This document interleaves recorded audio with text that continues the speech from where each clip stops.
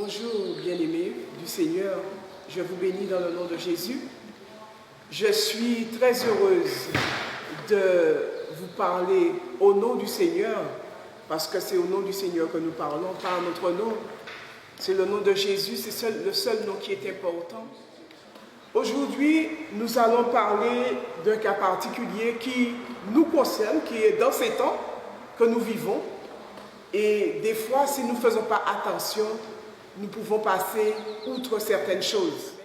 Nous sommes appelés à être vigilants. En tant qu'enfants de Dieu,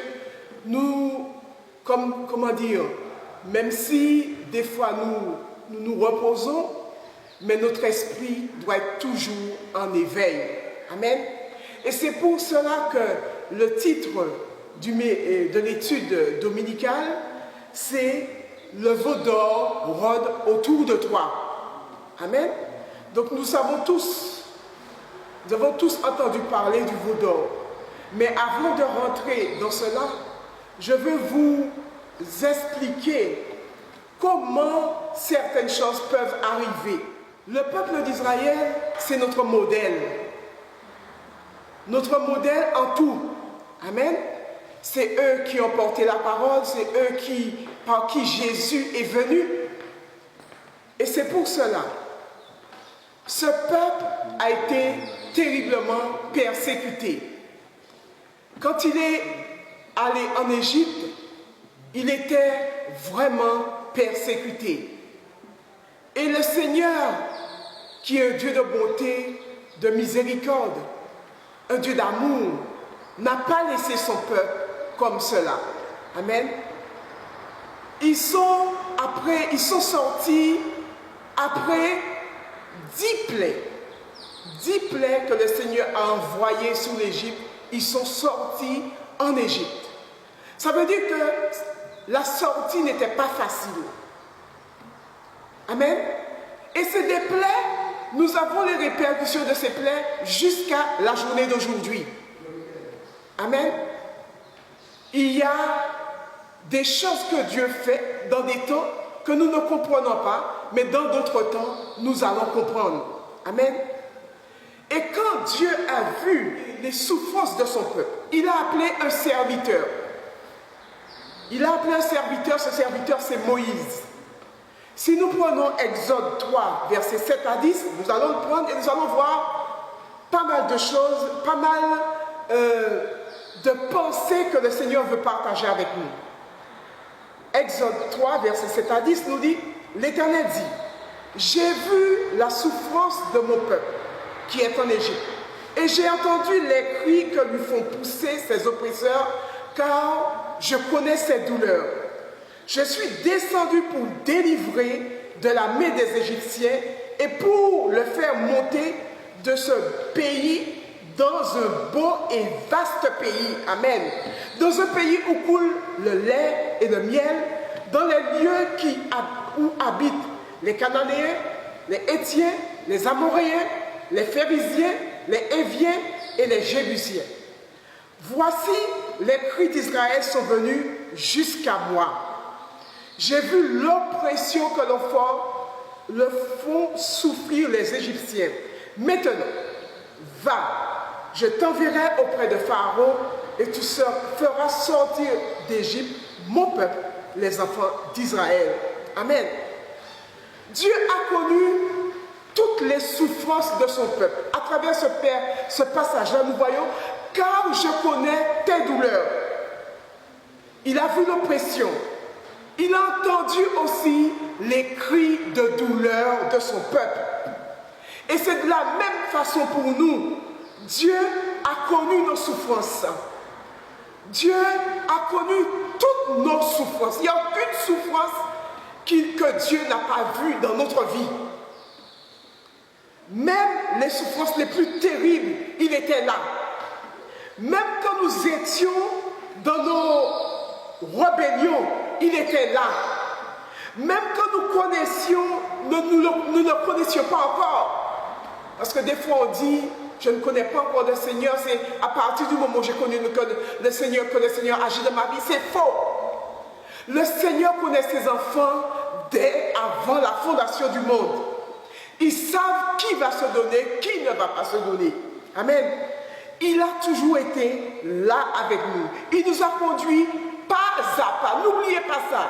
Il nous a conduits pas à pas, jour après jour. Il n'est point resté indifférent à notre souffrance. Amen. Donc, à travers ces événements que nous avons vus en Égypte, deux actions importantes sont ressorties. Parce que nous avons vu le Seigneur déployer toute son armée pour combattre pour Israël. Et à travers cela, les Égyptiens ont connu qui est le Dieu d'Israël. Amen.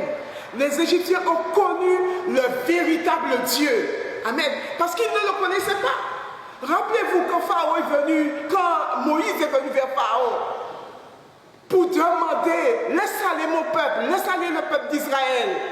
Eh bien, Pharaon a dit, et qui est l'Éternel pour que je puisse le laisser aller? Ça veut dire que Pharaon ne connaissait pas Jésus, il ne connaissait pas Dieu. Qui est l'Éternel? Comment l'Éternel peut-il dire de laisser aller son peuple? Et Pharaon, et le Seigneur le Seigneur est un Dieu terrible, c'est pour cela, faites attention, bien-aimés. Quand il a dit ça, le Seigneur savait, à cause de ces paroles-là, le Seigneur a endurci son cœur. Parce que le Seigneur savait, il avait dit à Moïse, je vais endurcir son cœur, parce qu'il ne croit pas en Dieu. Il ne sait pas qu'il y a un Dieu vivant et vrai. Ils ne le connaissent pas. Je vais endurcir le cœur de Pharaon. Et Pharaon a été endurci. Amen. Pharaon a même dit, Pharaon a été endurci. Et nous allons voir ça dans Exode 7, versets 1 à 5. L'Éternel dit à Moïse, voici je te fais Dieu pour Pharaon, et Aaron ton frère sera ton prophète. Toi tu diras tout ce que je t'ordonnerai, et Aaron ton frère parlera à Pharaon pour qu'il laisse aller les enfants d'Israël hors de son pays. Et moi j'endurcirai le cœur de Pharaon, et je multiplierai mes signes et mes miracles dans le pays d'Égypte. Dieu est terrible, il a multiplié. Pharaon ne vous écoutera point. Je mettrai ma main sur l'Égypte et je ferai sortir du pays d'Égypte mes armées, mon peuple, les enfants d'Israël par de grands jugements. Les Égyptiens connaîtront que je suis l'Éternel lorsque j'étendrai ma main sur l'Égypte et que je ferai sortir du milieu d'eux les enfants d'Israël. Dieu a fait éclater sa gloire. Une gloire tout-puissante. Dieu a fait éclater sa gloire. Tout le monde a vu la gloire de Dieu. Les voisins, tous ceux qui connaissaient l'Égypte ont vu la gloire de Dieu. Quand nous regardons la parole, quand le peuple d'Israël était en Égypte, ils ont dit aux Israélites, mais c'est vous que Dieu a fait, avec vous que Dieu a fait tous ces prodiges en Égypte, c'est avec vous. La gloire de Dieu a été connue par toute la terre. Amen. Dieu, cette action aussi que Dieu a fait, c'est que le peuple de Dieu a connu la liberté. À travers l'action des 10 plaies, à travers le jugement qui s'est passé, le peuple de Dieu a connu la liberté. Ils ont été libérés. Ce n'était pas une victoire facile, mais c'était une victoire. Amen. C'était une victoire parce qu'il y a eu beaucoup de combats. Des fois, le Seigneur nous donne une victoire, il y a beaucoup de combats. Des fois, nous nous perdons dans les combats. Non. Le combat est là. C'est normal. Il y a eu des doutes, il y a eu des incompréhensions. Le peuple d'Israël, rappelez-vous, il pleurait. Il pleurait des fois. Il ne comprenait pas, mais qu'est-ce que Dieu fait? Ils allaient vers Moïse, ils allaient vers Aaron. Mais je ne comprends pas. Les gens se révoltent encore davantage contre nous. Il y a eu des pleurs. Il y a eu des révoltes. Mais il y a eu des joies quand ils ont vu le résultat. Amen. Ils sont rentrés dans cette joie. Ils sont rentrés dans une joie incroyable. Amen. Parce que à travers ça, ça a marqué la Pâque de l'Éternel. La Pâque a été marquée à travers cette liberté du peuple d'Israël. Amen. Nous voyons dans Exode 12, verset 3, parlez à toute l'assemblée d'Israël et dites, le 10e jour de ce mois, on prendra un agneau pour chaque famille, un agneau pour chaque maison. Exode 12, verset 11 nous dit, quand vous le mangerez, vous aurez vos reins sains, vos souliers et aux pieds, votre bâton à la main, et vous le mangerez à la hâte. C'est la Pâque de l'Éternel. Amen. La Pâque de l'Éternel, c'est la liberté. C'est l'expression totale de liberté du peuple de Dieu. Il ne peut pas y avoir meilleure liberté que la liberté de la Pâque. Amen. Amen. Le peuple a vu des prodiges. Le peuple a vu des miracles. Le peuple a vu la mer rouge s'ouvrir. Le peuple a traversé la mer rouge. Et vous savez, ils n'ont pas arrêté de chanter des cantiques. Ils étaient contents. Quand vous voyez Exode 15, vous allez voir, lisez dans Exode 15, vous allez voir comment le peuple de Dieu était content. Ils se sont réjouis. Ils chantaient, ils dansaient, des tambourins, tout ça. Il y avait tout ça qui était là. Ils dansaient terriblement. Ils étaient dans la joie, la joie, la joie, la joie. Et puis, subitement, un changement a frappé à leur porte. Il a suffi que Moïse parte 40 jours et 40 nuits pour que leur cœur puisse changer. Amen.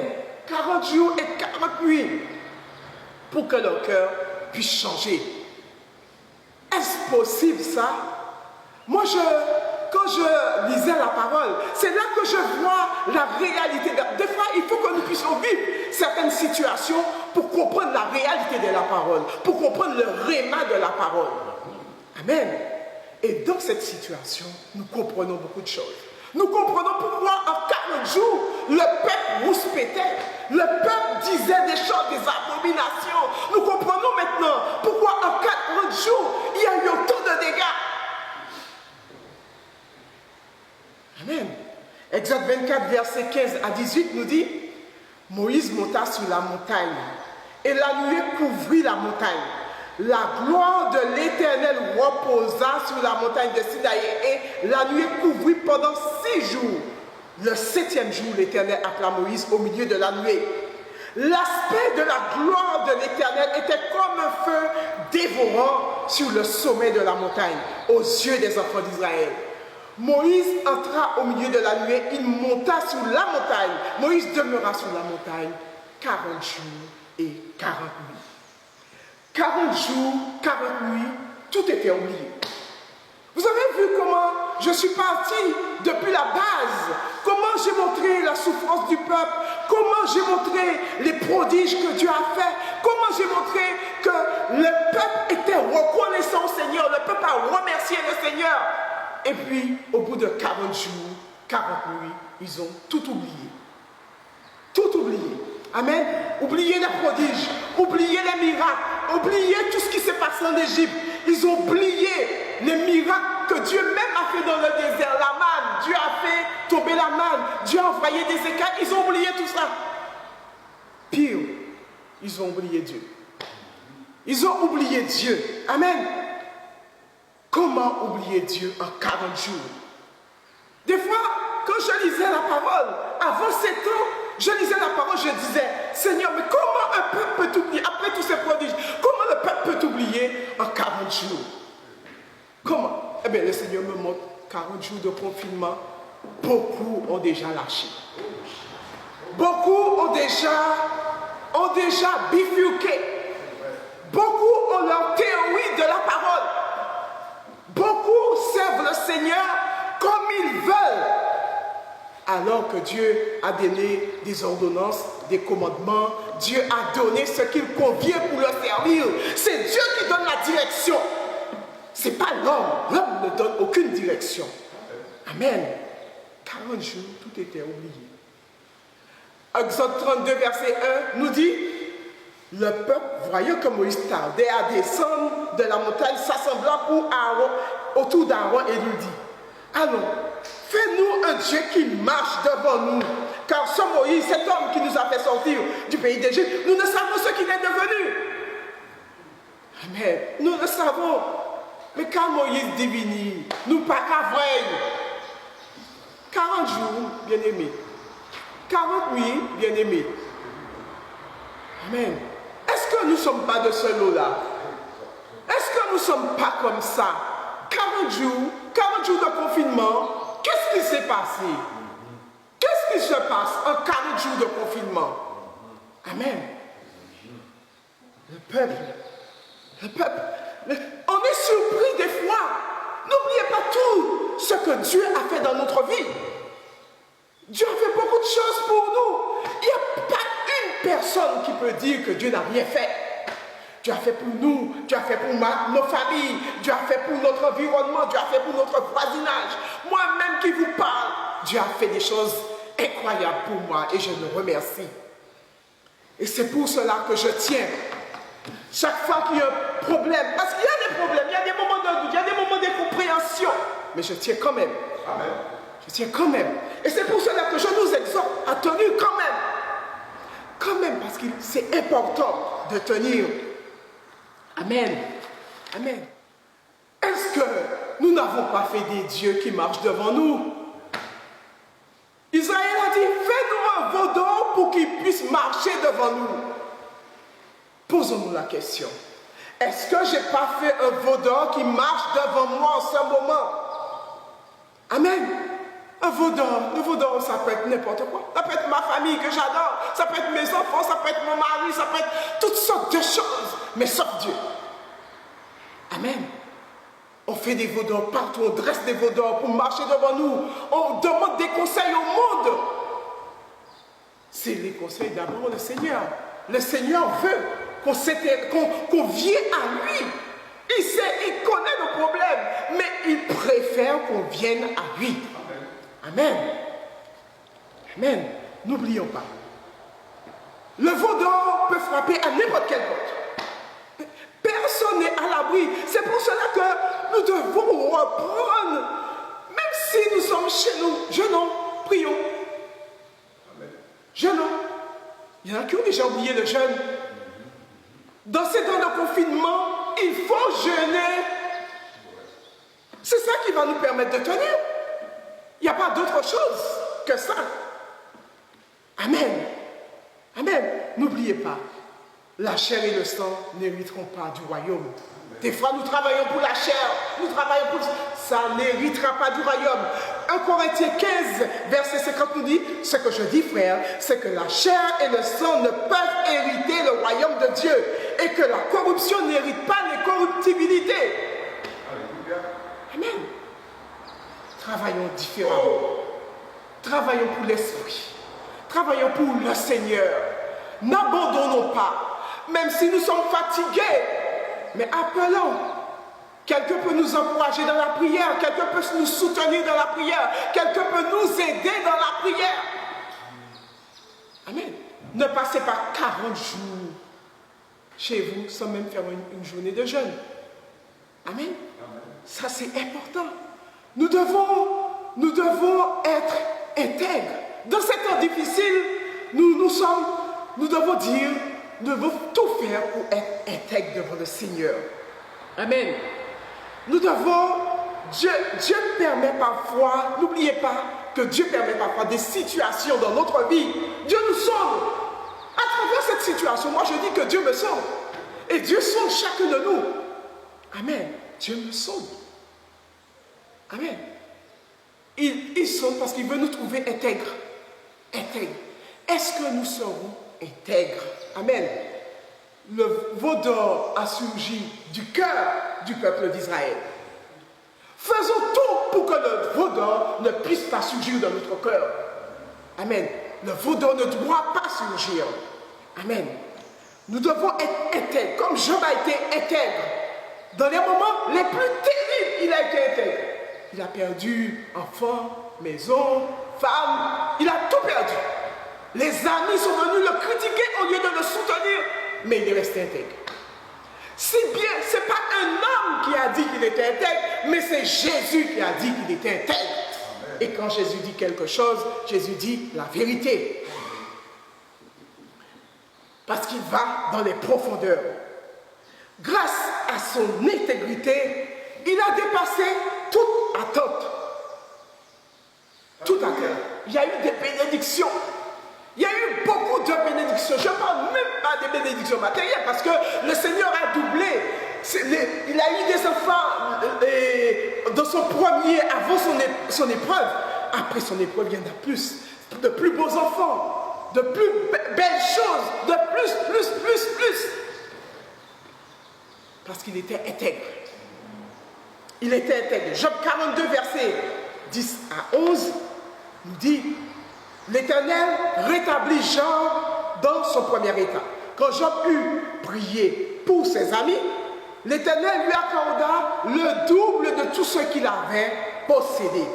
Les frères, les sœurs, les amis, anciens amis de Job vinrent tous le visiter et ils mangèrent avec lui dans sa maison. Ils le plaignaient et le consolèrent de tous les malheurs que l'Éternel avait fait venir sur lui. Et chacun lui donna un kessitas et un anneau d'or. La phrase qui nous dit: les frères, les sœurs, les anciens amis de Job vinrent pour le visiter. Mais dans cette phrase, nous voyons déjà le réveil. Oui. Nous voyons déjà, quand nous examinons, après l'épreuve, après tout ce que le peuple a subi, Job est resté intègre. Et c'est ce que Dieu veut que nous puissions être intègres dans cette épreuve. Intègres à tous les niveaux. Et nous allons récolter les bénédictions. Nous allons voir le réveil. Si nous sommes intègres, et si nous ne tenons pas, si nous sommes intègres, nous allons voir le réveil. Parce que le Seigneur va t'utiliser, le Seigneur va m'utiliser, le Seigneur va utiliser l'autre, ainsi de suite. Et le réveil va se faire parce que nous avons été trouvés intègres, comme Job. C'est pour cela que nous devons écraser tous vos noms. Amen. Ne pas venir dans la présence de Dieu avec des faux dons. S'il y a des demandes de pardon, des demandes de réconciliation, tout cela, on a dit que dans ce confinement, beaucoup de couples ont été brisés. Mais nous, chrétiens, nous devons être des modèles. Nous, chrétiens, nous devons montrer la direction. Mon couple n'a pas été brisé, pas parce que mon mari m'aime ni que j'aime mon mari, mais parce que Jésus était là. Jésus était là. Jésus a tenu. Jésus m'a tenu, du moins. Jésus m'a tenu. Jésus a tenu mon mari et nous a recadrés à chaque fois qu'on s'écartait. Parce qu'on lui a fait confiance. Et c'est ce que Dieu attend de nous. Quand le monde a divorcé, des milliers ont divorcé, mais nous ne divorçons pas. Amen. Amen. Nous ne divorçons pas parce que le Seigneur veut que nous soyons intègres. Et c'est grâce à cette intégrité que le réveil va se faire. Parce qu'il y a un réveil de programmé. Il y a un réveil de programmé. Nous devons nous le dire. Il y a un réveil qui est programmé. Et le Seigneur ne va pas utiliser des robots, il ne va pas utiliser les anges, il va nous utiliser nous. Amen. Nous, pour que nous puissions faire éclater sa gloire. Et je le crois. Tenons ferme, bien-aimés. Tenons ferme dans ces temps-là. Ne créons pas de veaux d'or au milieu de nous.